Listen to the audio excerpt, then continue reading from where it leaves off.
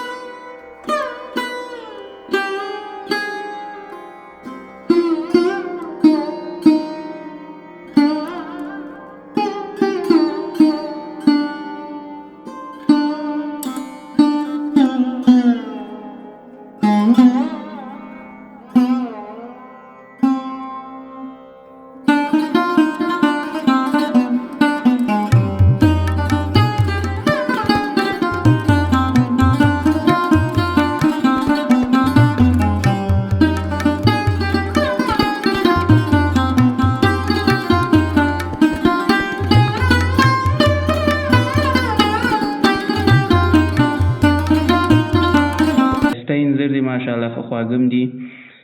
دلته اکثر انځر چا نه پاتې کېږي هم نه، ځکه خلک ورپسې ډېر ځي راځي او هر څوک یې راش کوي.